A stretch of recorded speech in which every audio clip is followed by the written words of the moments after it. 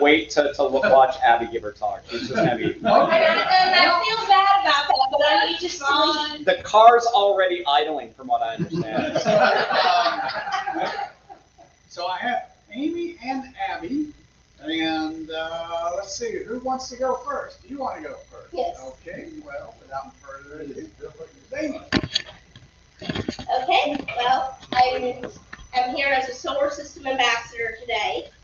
So I gave y'all an update earlier about a different mission. Now we're going to talk about Lucy, which is probably the one I'm most excited about, except Europa Clipper, which I already talked about this year.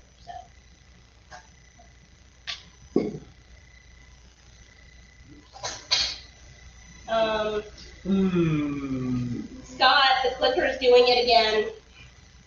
Did you plug in the It's plugged in and it's on. It's not advancing. Scott, adventure slides. What do you mean it's not clicker? You mean I've got one?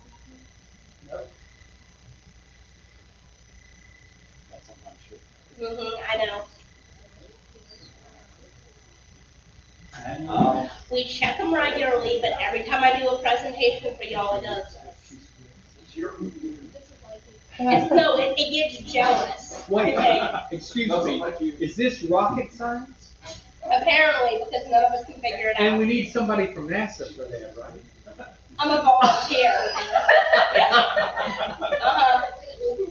Yeah, Amy is with NASA. All right, so we're. The old school in it. Yeah, I guess we'll. I mean, all I know to do is unplug it and plug it back in. So if that doesn't work. Oh, that's like rebooting. There you go. There you go. Okay, now it works. It's working now. Like, I'm gonna keep clicking it until I hand it to you. So if it breaks, that's on you. Okay. So the spacecraft, since we are going out to the orbit of Jupiter, very, very large solar panels are needed. And here is a 6-foot-tall human for scale. They're absurdly large. This is the main instrument bus. This here is the antenna, and these are the instruments which we will go more detail in just a second. So the mission is to study the Trojan asteroids near Jupiter, to try and learn more about the formation of the solar system. Since the NEAS model suggests that Jupiter moved inwards during the formation of the solar system, stealing material from Mars, which is why it isn't big, and then was towed further out by Saturn, a lot of asteroids live in its orbit at the L4 and L5 points. This is in front of and behind it in its orbit by 60 degrees. These areas are gravitationally stable, and they're called Trojans. After the Trojan War, one of them is named for only Greek combatants, which is the L4 one, which I'll show y'all a map of this in a sec. The L4 ones, which are the ones that go in front of Jupiter, are all named for Greeks, except for a single spy. One of them was named for the Trojan prince Hector before the naming convention was established. Oops. And the L5 Trojans are nothing but Trojan combatants, with the exception of Achilles' friend Patroclus, who is serving as the Greek spy in the Trojan camp. And I am not joking, the scientists legitimately call these the spies in the camp, since they're not in the camp they're supposed to be in. And here are the instruments. Many of these instruments are just wholesale, pretty much stolen from other missions. Like this one, Lori, just has a little L and apostrophe shoved in front of it to indicate it's Lori's long-range reconnaissance imager. This was originally built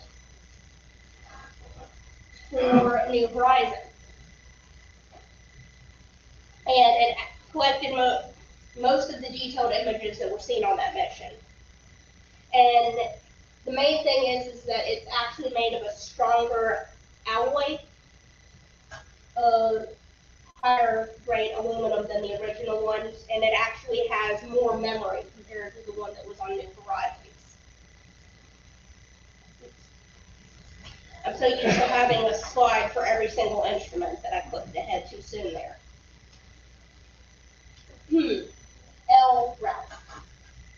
This one was also taken from another mission. It is actually from the New Horizon instrument RAL, which also was copied with Osiris's Rex OVIRS instrument.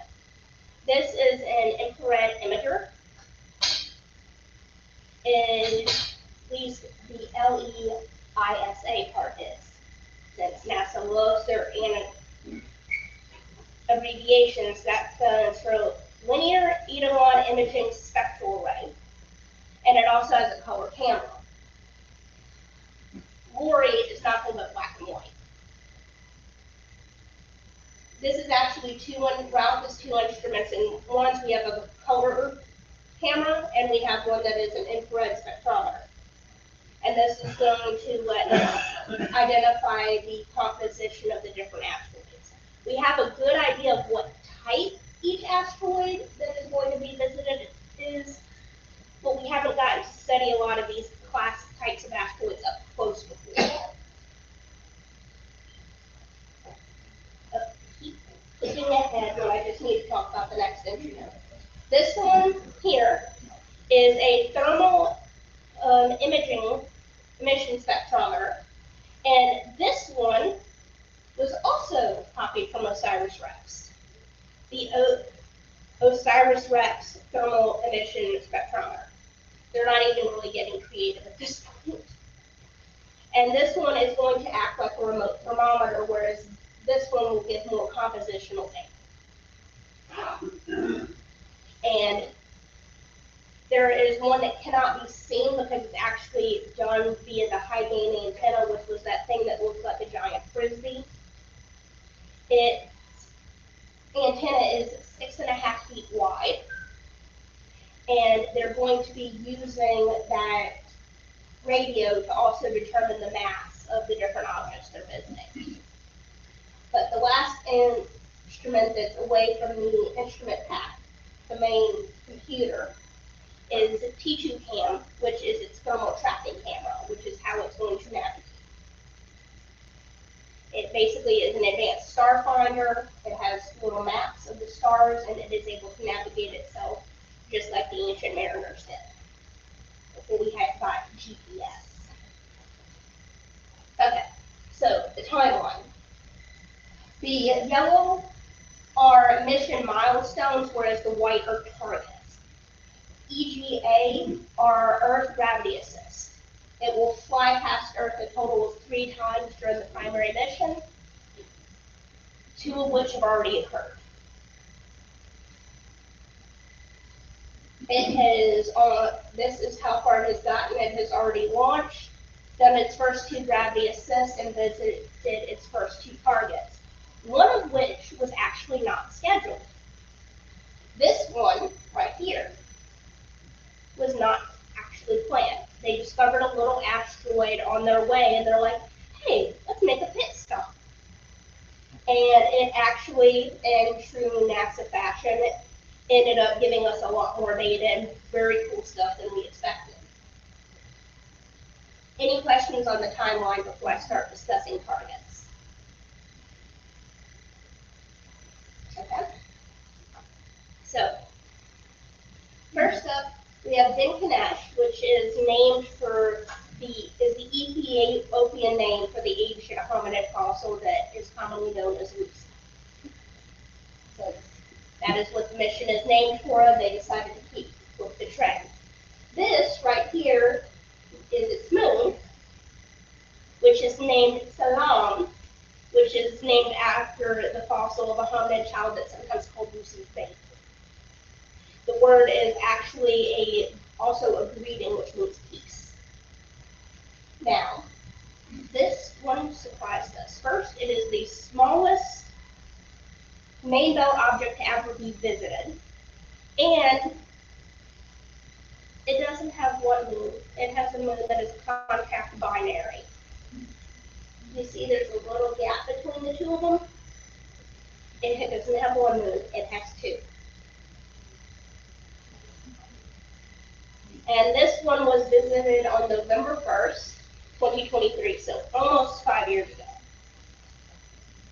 Any questions?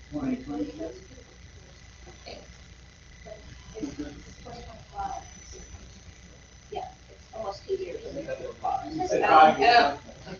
Okay, You do need to. yeah. I warned y'all. Okay, any questions about this object? Yes? It's Ethiopian. They probably think our names are strange too.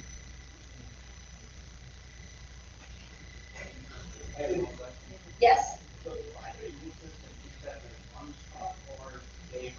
They orbit as one, but they're separate objects. It's called a contact binary. They will probably actually physically touch and merge at one point.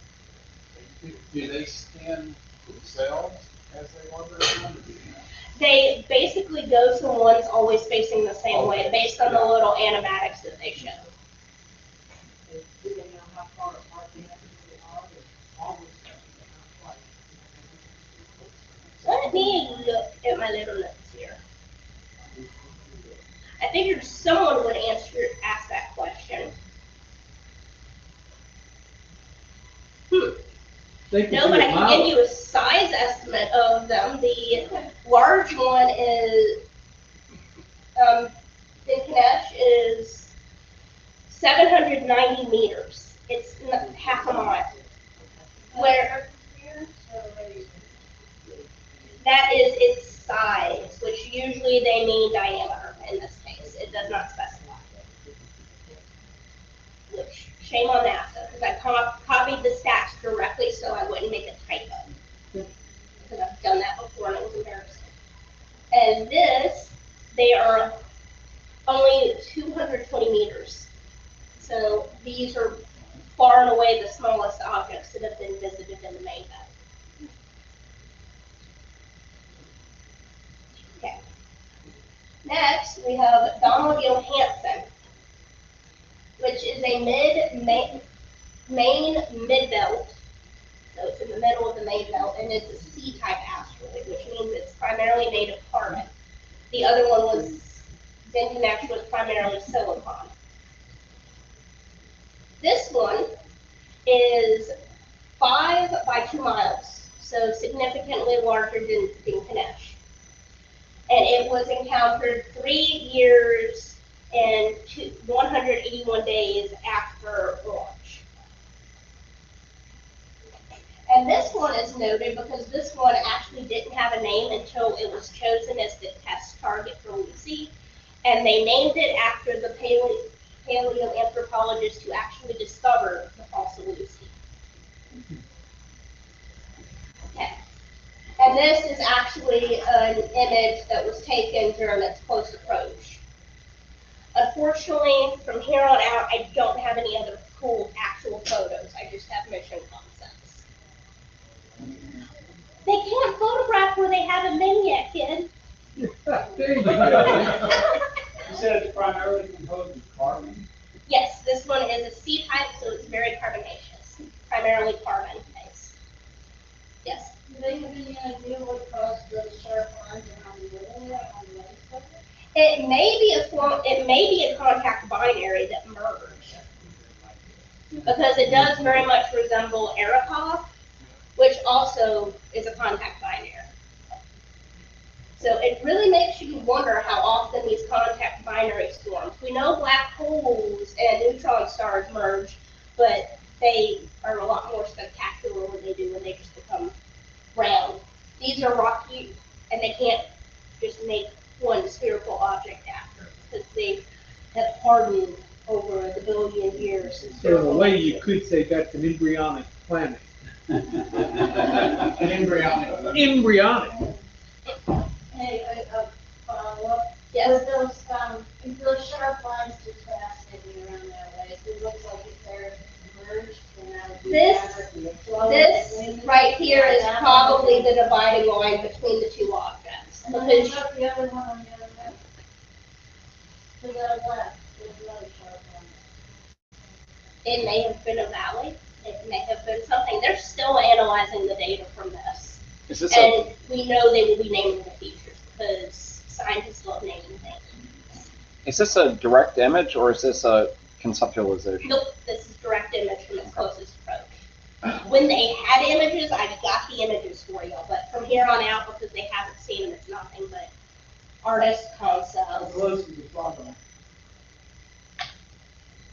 It was 596 miles, so closer than a kilometer. A lot of these asteroids are. 596 miles? I mean, Yeah. Wait, yeah, excuse me, it was almost 1,000 kilometers. I do need sleep. Follow-up question. I can't math. What time did you wake up this morning and get here? My alarm first went off. We're not talking about this, we'll go back. All right. Sorry, I didn't mean to give you another math question. Okay, next we have Euripides, which was named for Odysseus' squire in the Iliad, and the moon Plato, which is not named after a Trojan war combatant because it was discovered recently. Plata is named for the Mexican Olympian in the Greek Plata Basilio. I apologize if I mispronounced that. She was a hurdler and sprinter who competed in the 1968 Olympics, and she was the first woman to ever light the Olympic flame at the opening ceremonies. And there's no photo of the moon in this concept because they hadn't discovered the moon when they did these concepts. how large is Euripides is 64 kilometers. Why are they guessing it's so large and maybe 5 is normally constituted? They're doing it because it's a C-type asteroid. Most of the classes have similarities in surface coloration and albedo. Were the other images overexposed to make them white? Because they're certainly not dark. Well, maybe. Let me double check.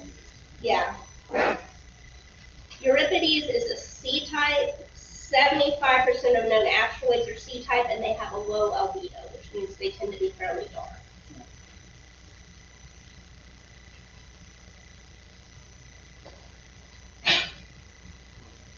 Now, the closest approach for this one, they will aim to be closer than 620 miles. That is their goal. But it won't be until 5 years after it's launched. So we've got a little bit of wait. It will be August 11th, 2027 is when it will do its close approach of Euripides and finally start studying the Trojans. Ptolemy and a satellite that has yet to be named will be the next target. This one is a P-type, which P-type stands for primitive.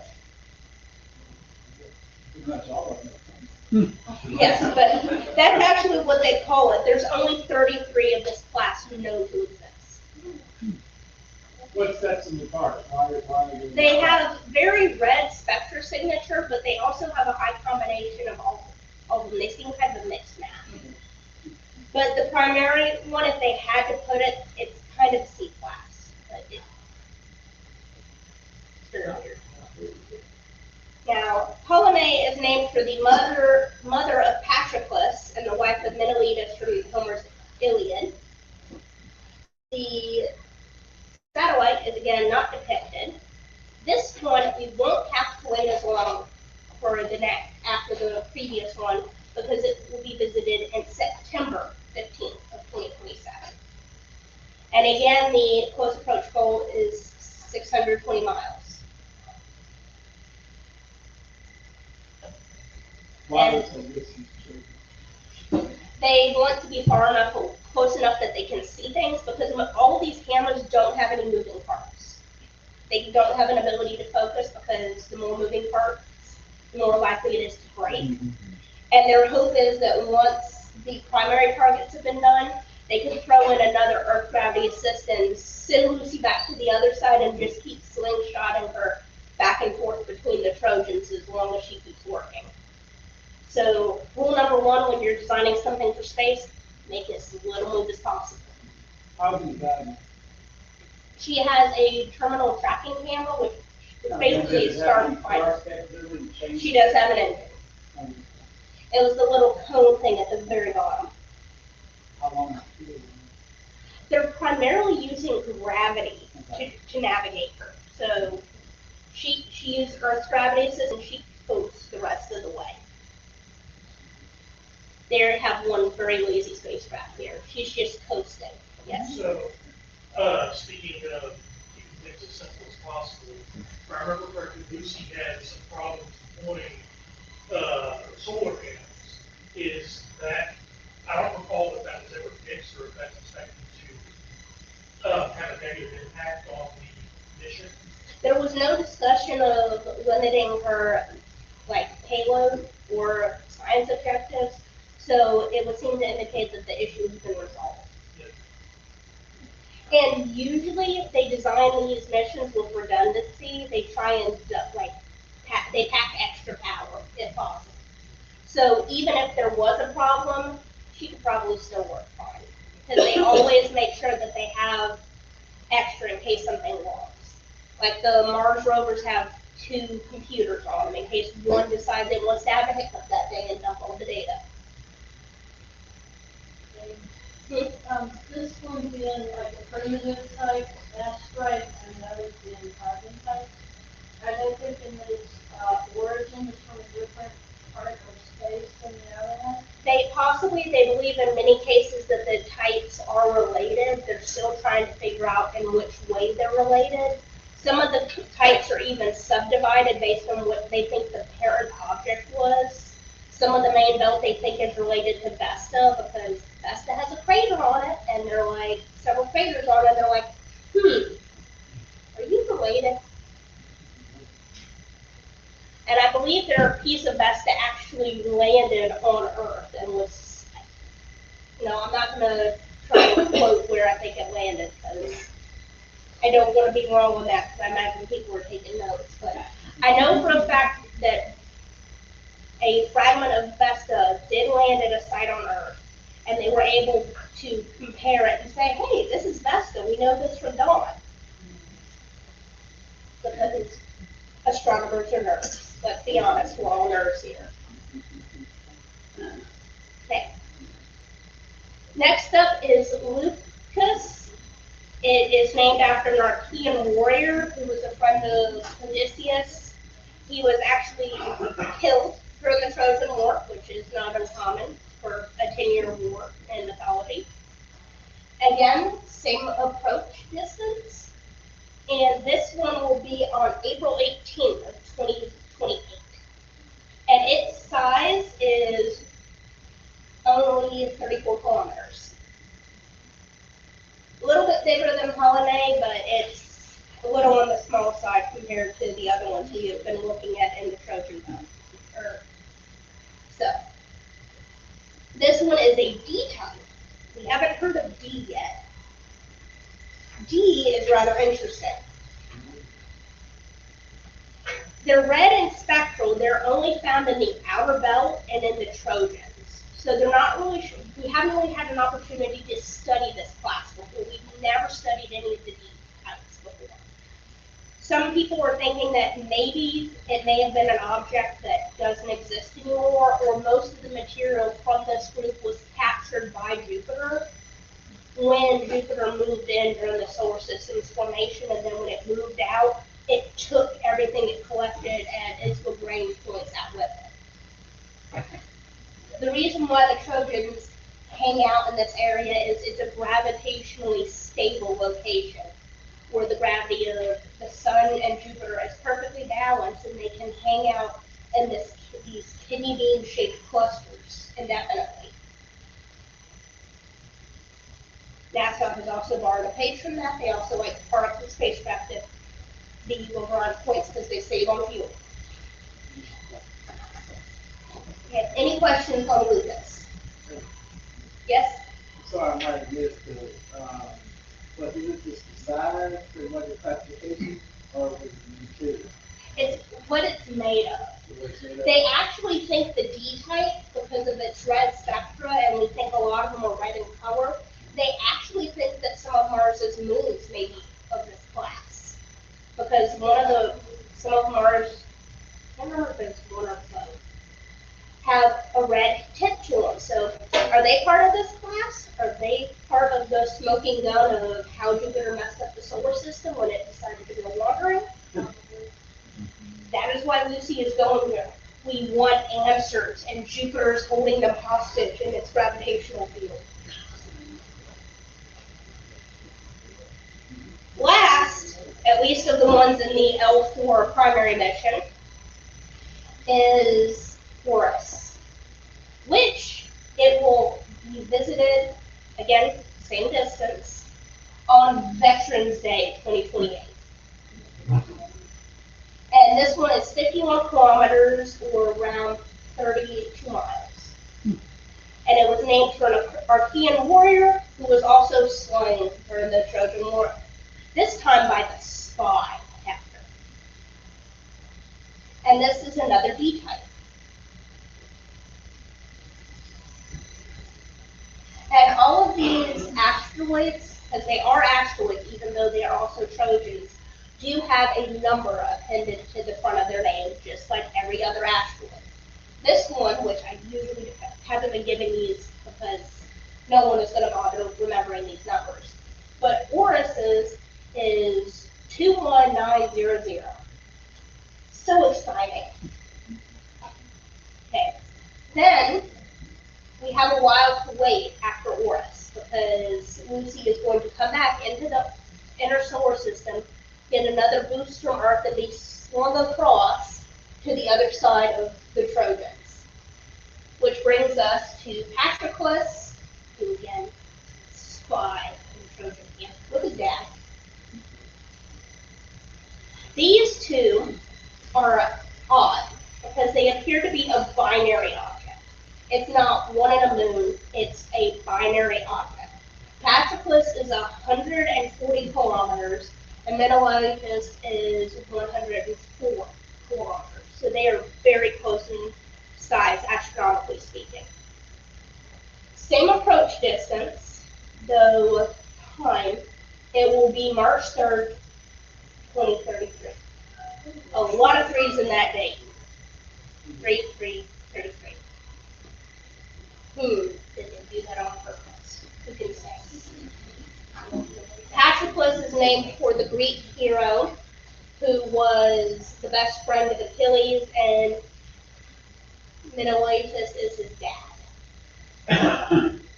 And as is common with Greek epic tragic poetry, Patroclus also did not survive. And I will not say hashtag spoiler warning, the writing is several thousand years old. Okay, so what happens after this? Well, because of the way Lucy's mission is set up, she can use a gravitational assist from Earth to fling her between camps almost endlessly, as long as she remains in good health. She has her little instrument and computer vault, which was that giant box that we saw the antenna attached to. And she's also far enough away from Jupiter that she doesn't have to worry about Jupiter's radiation trying to kill the spacecraft, like poor Juno has. Juno has dealt with radiation. But Lucy can just keep slingshotting back and forth between these endlessly, as long as the spacecraft stays healthy. And there's a lot of these Trojans to study. We could learn so much as long as this keeps going. So, does anyone have any questions? Yes, of course. Wait till the end. I'm kind of curious about the thermal and the temperature. Are they expecting something, or is that just going to be a reference value that they can use to sort of figure certain things out? They are actually hoping that they can use it to help determine composition. Yeah. Based on the different thermal properties of each one. Because basically I almost said ELISA, which is a completely different space mission, but LISA, which is spelled LEISA because the Ralph camera has actually two cameras in one, is going to study how the surface behaves and how the different wavelengths bounce off. It's basically using IR to try and figure out what they're made of.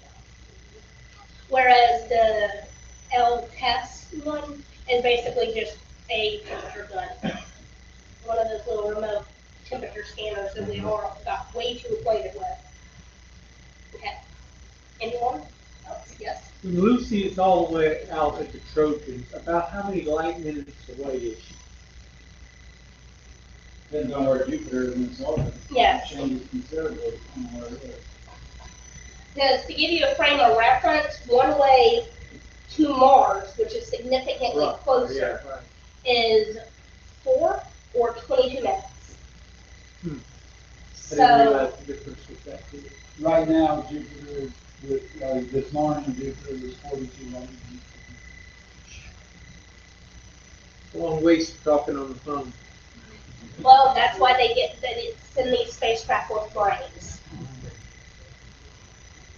For one of its cousins, since it borrowed so many instruments from it, New Horizons, most people don't realize this, all of its instructions for its post approach, which was scheduled to happen on July 14th, got dumped.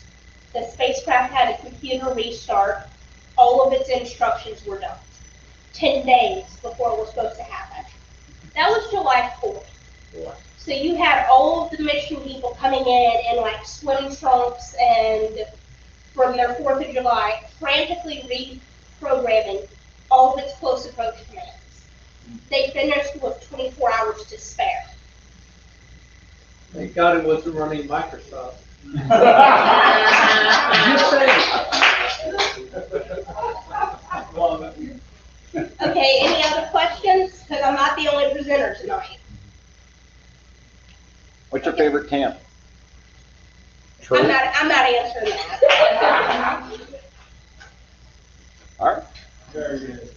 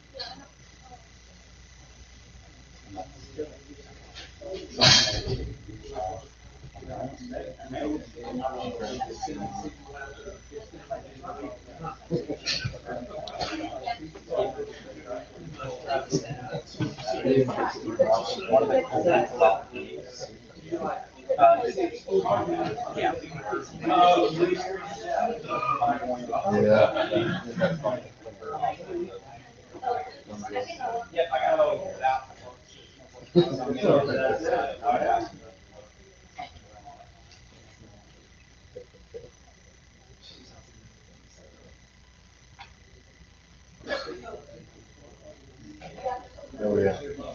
Yeah. And it's done,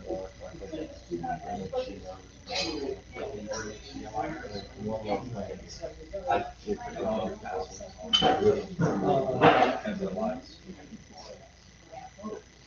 I think that's the screen.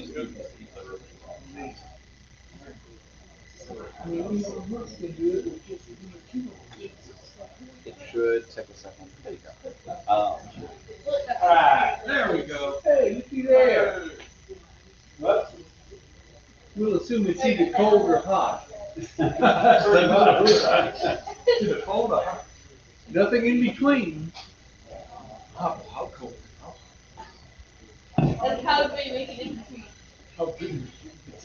No, I'm afraid of the moon and For those of y'all who don't know me, my name is Abi Gravois. I've been coming to Brass for a while, and I've really enjoyed coming to all these meetings and everything. I know a lot of y'all know a lot more about space than I do, but I've been doing this really cool project for the past couple of months, and I just wanted to show y'all what I've been doing. So I'm trying to prove that a lunar habitat can keep a livable temperature. We don't want the astronauts to freeze, and we don't want the astronauts to burn, and we need to know that neither of those two things are going to happen before we send astronauts up there. So before we go to the moon, we have to answer the question, why are we going to the moon? And I'm getting to that. So the first reason to go to the moon is that we want to go to Mars, and we're not ready yet. And so the moon is our testing ground, where we can test all of our equipment while we're still close enough to send a rescue mission if need be. But the second reason to go to the moon is just for the adventure and inspiration of it. Basically, who doesn't think that going to the moon is cool? So before we go to the moon, we have to understand the problems of living on the moon. So obviously the moon has low gravity, and that's going to affect the astronauts and how long they can live there. The moon also has no air, and so we're going to have to ship air from Earth to the moon. But the moon is also being bombarded with little micrometeoroids all the time. These micrometeoroids on Earth just burn up in the atmosphere, but on the moon they hit the surface. So any habitat that we build has to be able to withstand against these micrometeoroids. The moon, another thing that we have to protect against is actually the lunar rock itself, called regolith. This dust is very abrasive because there's no weather on the moon to wear down the edges of the particles. And so these particles are very sharp and abrasive, and it's like sandpaper rubbing against all our equipment. On top of that, they're electrically charged from the radiation coming from the sun. And so they stick to everything. You can see how dirty the Apollo astronaut suits looked like after being on the moon. They were just covered in the regolith. And so any habitat we build has to be able to withstand the abrasiveness of the regolith. But the problem that I'm mostly focused on is the temperature. The moon's temperature has an incredibly large range. It gets very hot during the day and very cold at night. And so any habitat we build has to be able to keep a stable temperature inside for it to be livable. And so a habitat is going to need a lot of shielding to keep that livable temperature. So now knowing that, what would a habitat actually look like? We could ship a ready-made habitat from the Earth to the moon, but it would cost a lot of money because it would have to be so heavy and bulky to provide enough shielding. So what might be a better idea is to use the moon itself as shielding. And there's actually two ways that we can do this. So people discovered these things on the moon called lava tubes. And these are underground caves that have been hollowed out by ancient lava flow. So when the moon was first being formed, it was constantly being hit by big rocks and asteroids and things like that. And it actually melted the surface of the moon. And we can still see the effects of that today. So the idea is that if you put a lunar habitat inside one of these lava tubes, then it could be natural protection against the environment of space. But the problem is that we don't know how reliable these lava tubes are.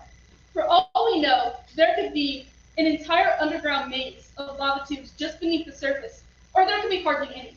And we just don't know. There's also always a danger of cave-ins, and most especially, we haven't found many lava tubes in the areas of the Artemis landing sites. And so we need a backup plan. We need a more reliable plan. By the way, these are how we know about the lava tubes. Those are images from NASA satellites of the lava tubes themselves.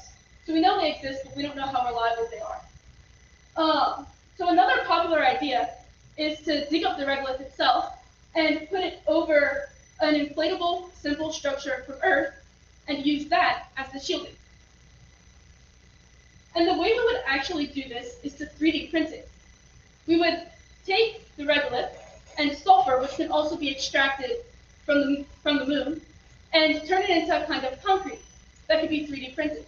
So we would send 3D printers from the Earth to the moon before we sent astronauts so that these habitats could be printed before the astronauts got there, and it could be all ready and waiting for them.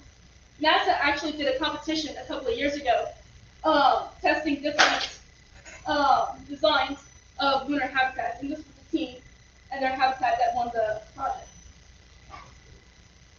So now we have a hypothetical 3D printed habitat. This is the kind of habitat that my project really focuses on. And what I'm trying to do specifically is to calculate that temperature right there, the temperature of the inside wall of the habitat, based on an inside temperature of 295 Kelvin, or about 71 degrees Fahrenheit. So just normal inside temperature. But the reason I want to know that spot is because we need to make sure that we're not losing too much heat to the moon at night, and that we're not gaining too much heat during the day.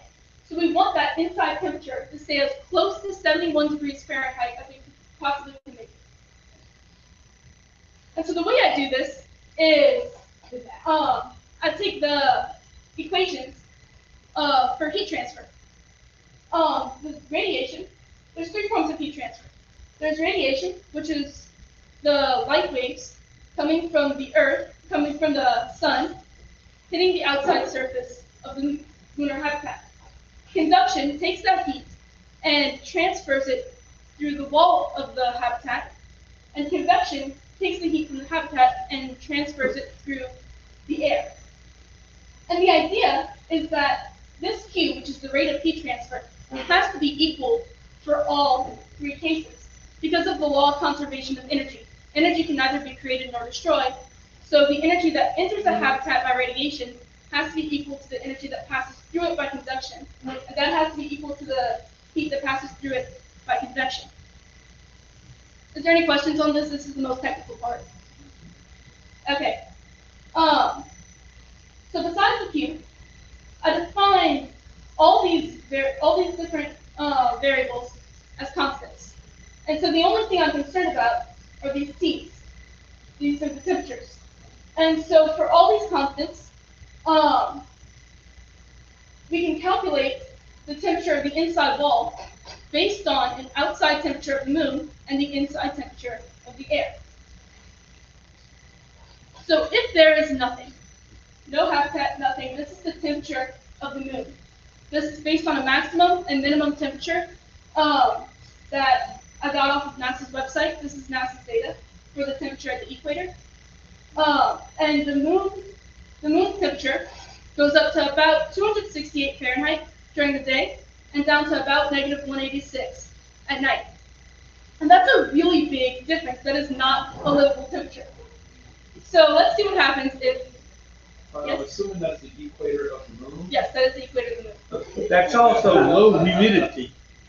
Yes, very, very low humidity. Very low humidity. Like non-existent. It's a dry. So let's see what happens if we add a habitat. So for a habitat that has a solid, regolith, 3D printed wall, this is the temperature of the inside wall over 1 full day on the moon.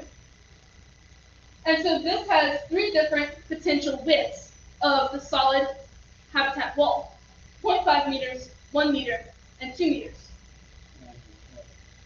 And you can see that for half a meter of solid concrete, the temperature of the inside wall goes up to about 161 degrees Fahrenheit during the day and goes down to about -10 Fahrenheit at night.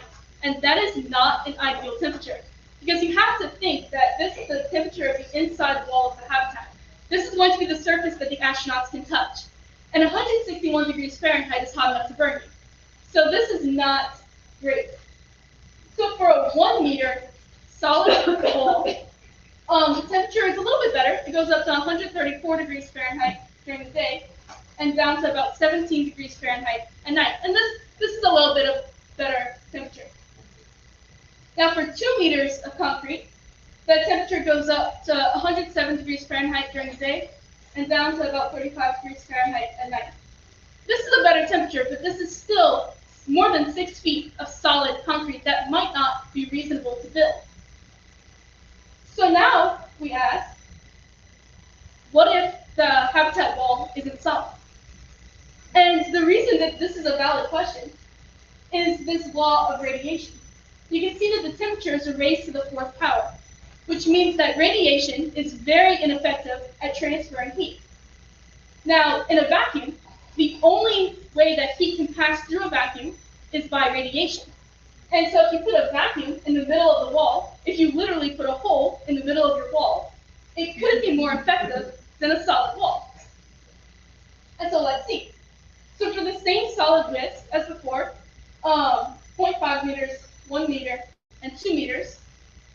this is split in half with a vacuum layer in between, you can see that the temperature for half a meter goes up to about 152 Fahrenheit during the day and goes down to about 17 degrees Fahrenheit at night. So it is a little bit better than a solid wall. For a 1 meter thick wall, the temperature goes up to about 125 degrees Fahrenheit during the day, and it goes down to about 26 degrees Fahrenheit at night. And for 2 meters of solid concrete with a vacuum layer in between, the temperature still goes up to about 107 degrees Fahrenheit during the day and goes down to about 44 degrees Fahrenheit at night. And the reason that this temperature is not much different than the temperatures from the solid wall is because if you make the solid wall thick enough, then the vacuum layer doesn't make all that much of a difference. So when you put these two graphs next to each other, the solid wall and the vacuum layer wall, you can see that the vacuum layer wall really does make a difference. Now, what if we tried shipping insulation from Earth to the moon? Is it really helpful enough that it would be worth shipping it? So the insulation we would use is called multi-layer insulation. This is the same insulation that we use on spacecraft. And what it is many layers of fabric with vacuum layers in between. And so it takes the same idea of a vacuum layer and it puts it on a much smaller scale. And so if we add 2 centimeters of insulation all around the habitat, it makes a huge difference. So this is actually a smaller solid width than what we were working with before. This is 0.2 meters, 0.5 meters, and 1 meter versus 0.5 meters, 1 meter, and 2 meters. So for a smaller solid width, adding the insulation makes a much more effective wall. And just so that we're looking at the numbers, the wall with insulation goes up to about 80 degrees Fahrenheit during the day and goes down to about 62 degrees Fahrenheit at night. So if we put all these numbers together, these are the graphs for the solid wall. These are the graphs for the vacuum layer wall. So you can see that the vacuum wall does make a difference. And this line way down here is the temperature for the insulated wall. So now we have to ask the question, if the insulation makes so much of a difference, why bother with 3D printing? And the reason is that insulation, the multi-layer insulation is just fabric. And that brings us back to the point of the regolith and the micrometeoroids. That fabric can't withstand all that impact. The regolith and the micrometeoroids would eventually eat through the multi-layer insulation. And so since we need some sort of a wall to begin with, adding a vacuum layer might not be that much more complicated. To make a vacuum layer, if you're 3D printing, all you would have to do is move the 3D printer over a little bit before you print the next layer. Now you would have to pump out whatever's in the middle and provide some structure between the solid layers. But it might not be that complicated, and it might make a big difference. So now we have to ask the question, we have these vacuum layer walls, we have these solid walls. We can always increase the width and make a habitat wall more effective. And at some point, we just have to say, how close is close enough? What is the range where the temperatures are just okay? And the short answer to that is that there's no set standard yet. And that's kind of what I'm trying to do by this project. Now, one goal that we could try to reach is to ship only heating or air conditioning to the moon, but not both. Because we want the life support system to be as simple as possible. And so if we could only ship one or the other, then it might make it more simple, which is what we want. And so that could be one goal that we're trying to reach. So where do we go from here? All these temperatures are based on the temperature at the equator. But NASA is trying to get to the lunar South Pole, which, and this is why. Because this map came from data from NASA's Lunar Reconnaissance Orbiter. And this is a map of the lunar South Pole. Those blue spots right there are where the orbiter detected ice. And ice could be a huge resource for astronauts.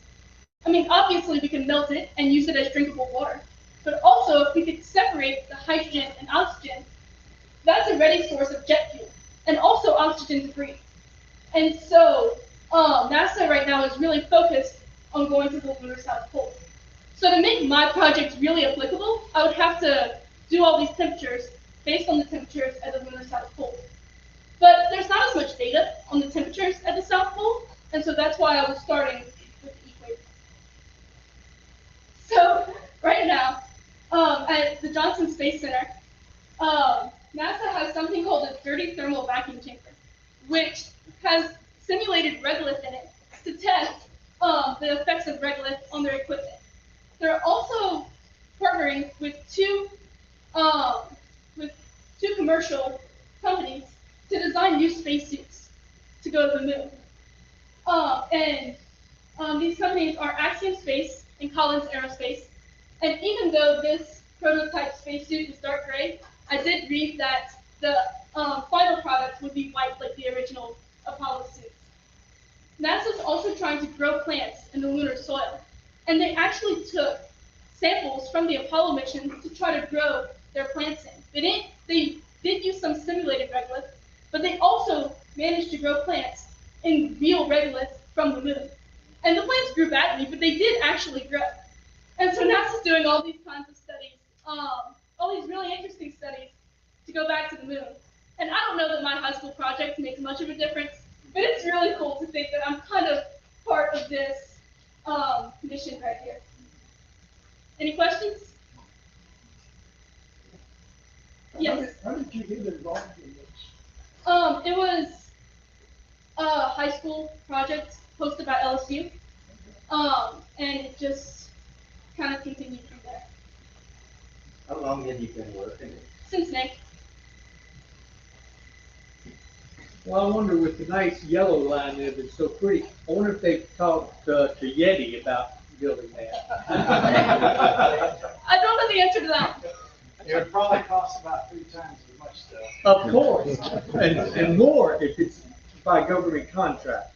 For some information, the old lunar orbit effective temperatures as low as 20 Kelvin in some of the I did read that. of the South Pole. Wow. So cold is going to be a problem. Mhm. A lot of these landing sites are permanently shy. They don't get any sunlight. Mhm. So you don't have to worry about sun, you have to worry about heat. That's pretty key, because when the fact that is, when you use that whole part of that, that's the interaction. That's what we're going to Well, it's easier to have a working heater than a working air conditioner up there.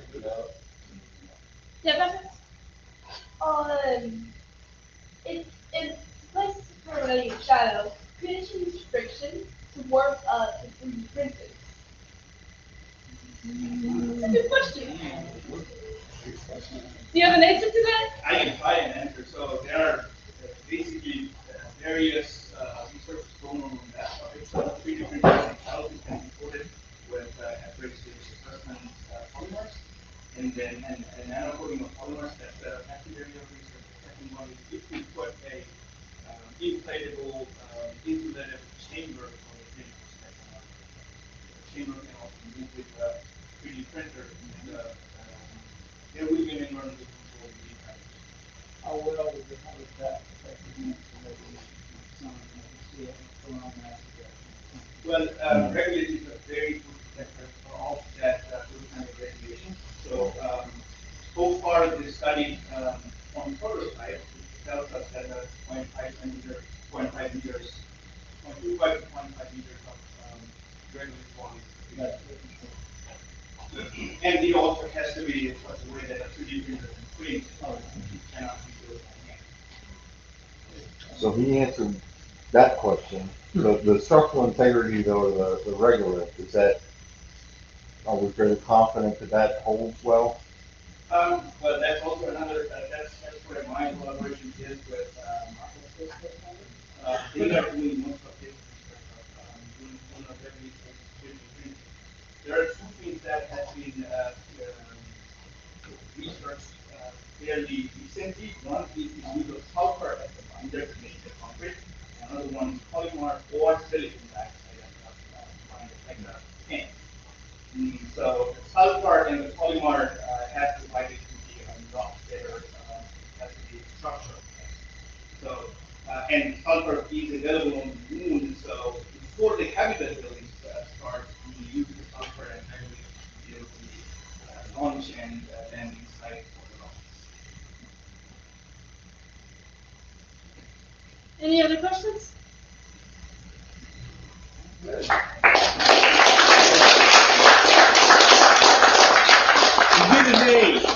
I want to give a big thank you to Dr. Bhattacharya, who's the LSU professor that's letting me work on his team.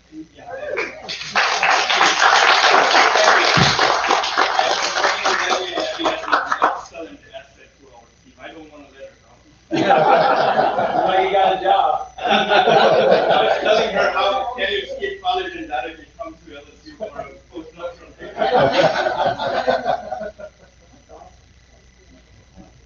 Thank you, Larry. Thank you. Well, one of the great things about working in an organization like this is that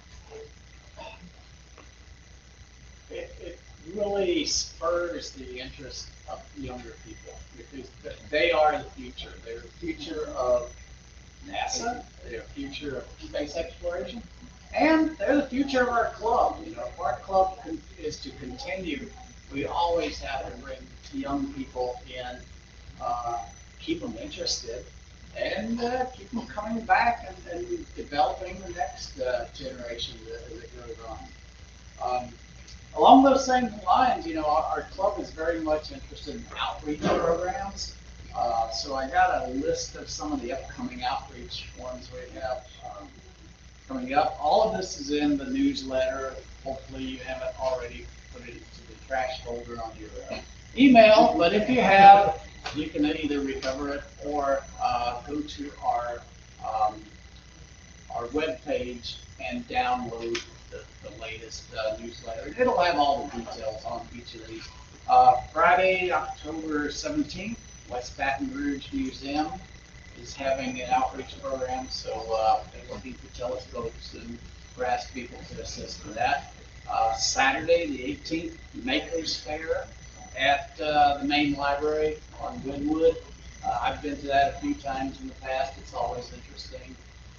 They like to have folks out there to help for that. Let's see, Wednesday, Oak Grove Primary STEM Night. I think I've been to that one in the past. That's basically not so much telescopes as it is setting up some of the displays that we have available. And we just need bodies there to kind of help and keep an eye on things. Let's see, Glasgow Middle School Fall Fest on Thursday the 23rd. Monday the 27th. That's mine. Sidewalk Astronomy at Gonzales Library down in Ascension Parish. We try to do that once a month in the parking lot of the library. I know Steve has made that a few times. Ben usually shows up.